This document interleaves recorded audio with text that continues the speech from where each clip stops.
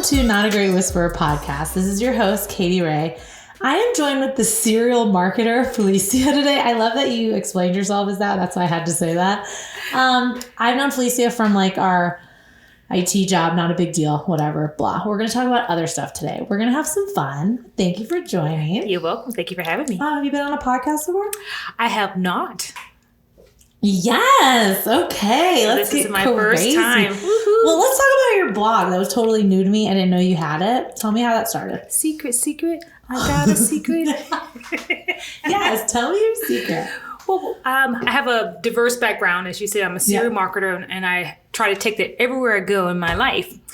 And I moonlighted as a fitness person, fitness professional, as I like to say, fitness professional. So I have many degrees, certifications in different types of fitness. And one of the things that I struggle with going back and forth between fitness and the professional 9 to 5 was, how do I take that with me? How do I tell my journey? Because it's so important that we as women find balance in our lives, which is an elusive term, but really seeking balance. How do I share my knowledge in a non-preachy, judgmental way? Because a lot of times you hear in fitness, it's the hard do's and don'ts, do that. Yeah. And so I wanted to acknowledge women where they were in their journey. You're a mom. You got kids, no kids, you have a husband. I'm in a phase where I'm a caregiver, so I take care of my elderly parents. And that puts a strain on it. So going to the gym, spending an hour and a half, 2 hours, it really has become very elusive. And I want to just kind of share, as I've gone through the decades in my life, I wanted to share women where they were. Now, how do you look at fitness when you're 20s? How do you look at fitness when you're in your 30s? Different. How do you look at your 50s when you're 40s? How do you look at your 50s when your fitness when you're 50s and 60s? Because it's different. And I want to share that because I have a cool network of people like you who are in every decade. And I can reach and I can share that story. And I wanted a platform where I can talk to them, meet them where they are, and say it is okay if you can't spend an hour and a half at the gym. Because when I was 20, I could do that. What's it called? Get Fit Girl? Get Fit Girlfriend. Yeah, Get Good. Yeah. I was like, wait, I know it. Nope. And that's kind of like two things together. My Fitness by Felecia channel, and then I have a girlfriend. I had a girlfriend connection network, and so I merged my two loves together. Get Fit Girlfriend, because Fitness is not just about rolling a tire. Yeah. Exactly. It's about being physically fit, mentally fit. And ultimately, I'm sure you got a lot of people when we talk about financially fit. As women, girlfriends, that is important that we are financially fit as well as mentally and physically. It's all intertwined together. The things I will teach my daughter now about finances is insane. The things I was not taught. Exactly. Things I knew now, if I knew then, it would be different. That's a shirt. I would be retired by now. But hey, I should have worked at Publix. They get like stock and stuff. That's what I wish I did as my when I was 16. You could steal that. You could have stock options. I keep telling them they're going to be baggers, but they're not listening to me. And I'm like, no, you're going to. No, seriously, you get stock options and they pay for your college. Stock options, yo. I don't even know what the hell that was. Stock options and they pay for it. Thank you for being that person. So as when you say you take marketing in like everyday life, what about family? Do you? I do. Don't talk to my husband. Don't let him listen to this. Don't let him listen to this. He's like, I don't work for you. I don't work with you. So he's like, I don't have a to-do list. Don't use those buzzwords with me. Okay. The buzzwords. So yes. So funny. So yes, I do. Use it, and you're like, no, I do. I do. Oh my gosh, I'm that girl. So with your as a caregiver hat that you carry, how has that changed? For what is you 10 years ago to now? Caregivers is just like having kids. So I can truly empathize and relate with my girlfriends who have kids under the age of 10. Yeah. Because they need... you're the full support system. Full support. They need you. They depend on you in ways that you can't imagine. It determines your schedule. Do I have someone to stay home with them, or do I take them with me? Or I can know that I can do a round trip, in 30 minutes there and back for them being alone. I have a granny cam, So we have rings and cameras throughout the house, so that if I need to go somewhere and I don't have one to take care, watch her, sit with me, I can the two-way ring. So I tell you, just talking to the ring if you need something. Yeah. It's on my phone. So it really is very similar to having kids under the age of 10. Maybe just more opinionated. Just more opinionated, and they talk back. I mean, not that little kids don't talk back, but they do talk back as well.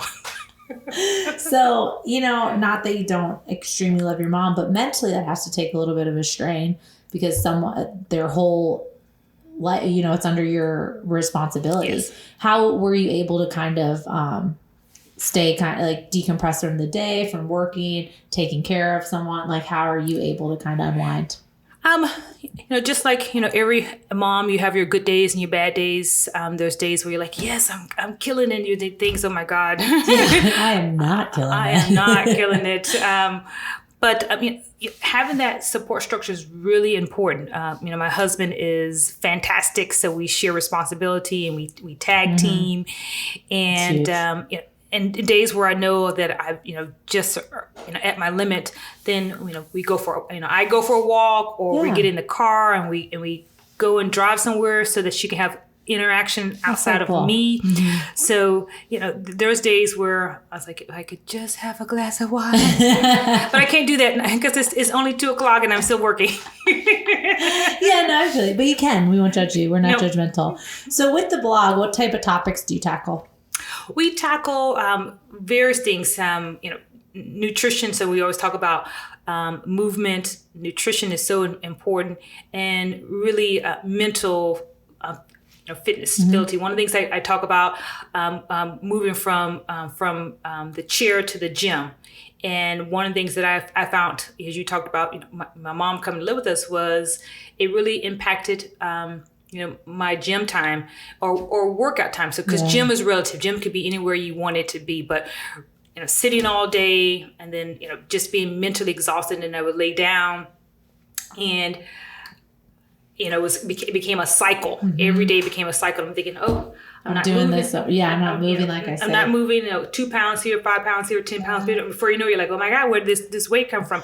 So I really focus on about really movement. Movement really is the key because you have those natural endorphins, without going into the science and all that. But really, movement is key because it moves, again, putting on my yoga hat moves your chi. It helps, with the synovial fluid. So there's so many mental and physical benefits for that. And so I talk things about moving where you are at your desk, stand up, do squats, do the simple things, take those breaks, walk around my block. So we talk about being conscious where you are and being accepting for where you are, because sometimes, again, we are hard on ourselves and can't get to gym for 45 minutes, so then I do nothing. And it really should be an all or another. It's the good, better, best. Yeah. So my friends will tell you, I talk about the good, better, best. The best is just you go to gym, you're there for 45 minutes, an hour. The good is, hey, I'm doing, I get to work out for 30 minutes at home. That's the better. The good is, hey, I got 10 minutes between phone calls. I'm going to go out. I'm going to walk around my backyard. Yeah. Do you do that sometimes when you're working all nonstop remote? I get out and walk. So, we talk about little things, having a headset so that you can move through your house if you work from home. If you're in your office, again, the same concept. You have headsets where you can move throughout the office. Taking those things the fundamentals that we all know, and we've been taught that for decades. Just get up and move. Don't overanalyze it. It works. The science says it does. Just believe in the science and just move. Yeah, and you're right, because the fitness industry has just saturated with you have to have an hour of this, you have to, and we forget this fundamentals. Yes, and we talk about when I'm, again, when I go live on my channel, we walk together. Oh, yeah. And I talk about, you have 100, the science says it's 150 minutes. If you can move 150 minutes for the week, that works out to be 30 minutes, 5 days a week, or 20 minutes, 7 days a week. So bite-sized, snackable. I can move for 20 minutes continuously. How have you noticed, though, nutrition-wise, like when you're on the road working and stuff, how have you been able to incorporate your basic plans? So the key word is we talk about plan, and there's a lot of different modalities out about food: low carbs, no carbs, high fat, no fat. All the things. Only meat, only vegetables, only fat. Fast, no fast, And for me personally, that macros is, again, we go back to the pure science, and it's really about balancing, 30, 40, 40, whatever your breakdown is. And I try to be mindful of that is, protein, carbs, fat. Exactly. Okay. Did I have breakfast, 2 to 3 hours from waking? You don't focus on one food group. You're really overall just making sure that you ate a balance. Yeah, balance, and I'm trying to eat, 3 to 4 hours a day without having those fastings. Well, snacking is one of those relative terms. Define snacking. I like a good snack. There's nothing wrong with a good snack, and that's part of your mini meals. You just have to determine, Katie, what kind is my snack? What kind of snack is define snack? I like a good snack, and I notice my kids do too. And I'm like, oh my gosh, you're snackers. I can't get mad at you. It's my fault. No, you're right. And when you are mindful, I think it just changes. You just feel better the next day. I know the weeks I know that I have like a long week and a big event, or I'm doing something, I actually eat better, and I notice like my energy level, and you're just like, why don't you do this all the time? Why do I have balanced meals all the time? And even with my mom, when I know the days and weeks that she really has been having a balanced meal, and days that she's not, she's cranky or lethargic, irritable, and a couple of days thinking, oh, have you had any vegetables today? Some proteins. Some protein, exactly. So it really is about a lifestyle, not a diet. You're right. I hate saying the word diet. Yes. What's some of the feedback you've gotten from other women that follow you? Because this is really like a mindset focus, right? Like just a change. So like, what's some of the feedback you've taken and worked it in with some of your messaging?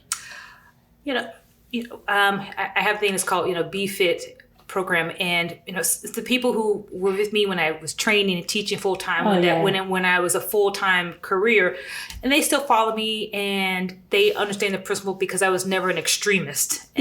So they follow, and we share best practices, and we have new people who kind of have that same methodology, and I always community. It's a community of people of like shared mind that is not an either or. It's not extremist. Sometimes you have to do, strong things, yes, but extreme things shouldn't be the norm. It should be the exception, and let's define extreme. And I'm always have always been hesitant to give advice beyond my scope of practice. Yeah. And you get a lot of that in social world. You get a lot of people who are providing point of views, and they haven't done it. And so you have to kind of be mindful of being. I always tell my ladies and gentlemen, because I have both. Yeah. Is being honest with yourself. Easier said than done. Knowing where you are, and that's okay. And then from there, you can make changes. You can make adjustments. I always take my personal journey. Die hard fitness. Clean eating, clean eating, and kind of that migration to corporate America, because the corporate America does that to you. You find yourself, if you're in 100%. Office grazing, Yeah, have you ever realized how fast you eat something when they come bring it in the office? Oh, yes. How insane is that? Because if you don't eat it right away, it won't be there. And then you're like, gotta get it. Isn't that it? It's just crazy for me to think about that office life. Yeah. It's so great because it's so true. Like you bring something and in literally like 30 minutes it's gone. Yeah. I always tell them when I used to work in an office, my sister-in-law is vegan. She would make these awesome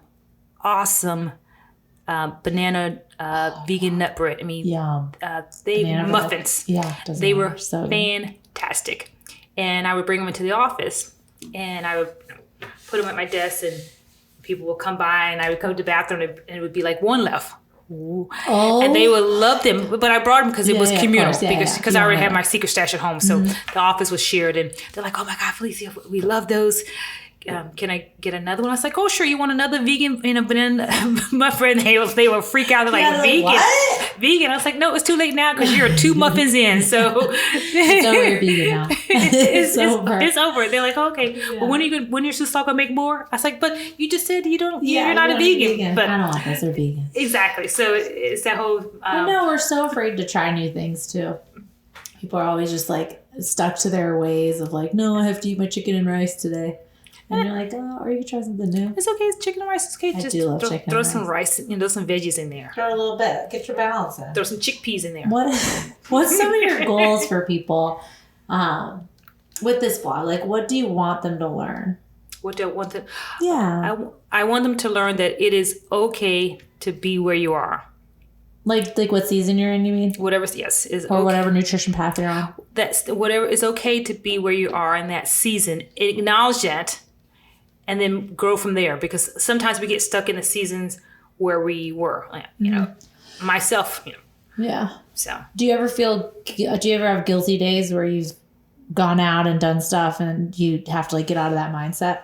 Oh yes, while I was waiting for you, I had a butter cube and toast that is not on my plan. First of all, yeah. First of all, do not feel bad about that. So I was like, oh, this is so yummy, but it has so much butter on it, but it's okay, I'm still going to eat it. And I'm going to eat one of my protein balls afterwards to balance it out. Yes, I love protein balls. See? But that's important too, right? Because we're all human. Mm-hmm. We just always have that in the back of our head, though, that food is bad.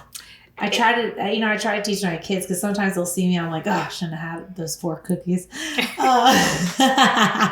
And they'll be like, what? I'm like, don't be scared of food, but don't eat too much for your belly to hurt. It's trying to teach them portions for stuff that tastes really good. And now I've noticed my daughter will be like, okay, I'm done. And hand me and I'm like, oh, good. I just don't want them to have a stomachache. Well, it's just about, you don't want them to be afraid of food. But I didn't grow up being afraid of food. I ate Oreos when I was little. We ate sugary cereal when we were little. I have friends who, they were very strict, and I was like, but I'm not afraid of food. I know that I can't eat the whole sleeve Oreo. That's that's good. So you were taught portion control, which I think is hard for some kids. So that's why I've tried to tell them no, you can totally eat that. Just make sure you don't eat too much so your belly hurts, right? Oh, let's portion together. I mean, look, there's tons of exercise, like little Ziploc. Snackables. I used to... I could eat a whole bag of chips, the big size. I want to be honest. I love chips. They're just so good. And it's just the bag doesn't end, and then you're like, oh my God, it's done. And it's a potato. And then you're like, it's a potato. And then you're like, it's family size, but you're confused. So if I do the tomato basil, it does have tomato in it, and basil, and it's a potato. Why not? Thank you. See how I rationalize that? Yeah, I rationalize it for sure. But you're right. There's ways to be better with our portions and things like that. Just a good, better, best kind of mentality. Good, better, best. I like the best side. Yes. But I'm definitely on the good side mostly. Good. That's how I strive. Strive for the better. Right in the middle. So what are some goals for yourself in this season? Fitness-wise, mental-wise. All of it, right? My goal is to share my passion with the world. Which is fitness. Fitness, marketing, fitness, So yes, serial marketer. Yes, that is just my passion is to share wellness with the world. Awesome. So that is it. I love that. That's it. The end. Bye-bye. The end. Well, tell me where we can find you. You can find me on social channels. Mm-hmm. So if you're on Instagram, Fitness by Felecia, that's 2 E's versus 2 I's. You can also find. That's a good way to say it. You can find me on Facebook. I'm still kind of old school, so you can find me Fitness by Felecia or the Girlfriend Connection. So I have 2 faces. Okay. Yes, and my website is Fitness by Felecia Muses, MUSE. So you can follow me. I love that about that. My muses. Mm-hmm. Yeah, because I'm debating on what to call this episode. I was my favorite muses or girlfriend, the Get Fit Girlfriend, which I like kind of too. Yes. They all have very good rings. I know. Get Fit Girlfriend. It encompasses it because you can be mentally fit, physically fit, financially fit, emotionally fit. It covers everything. You're right. And have you always loved writing?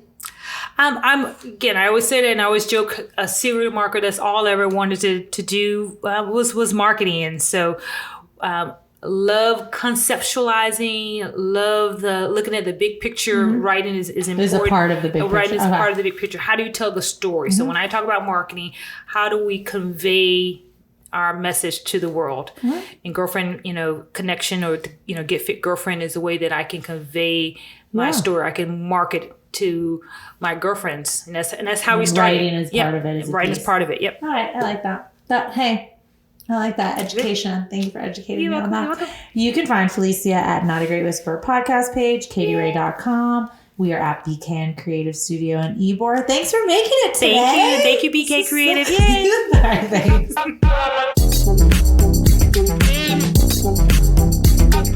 thanks.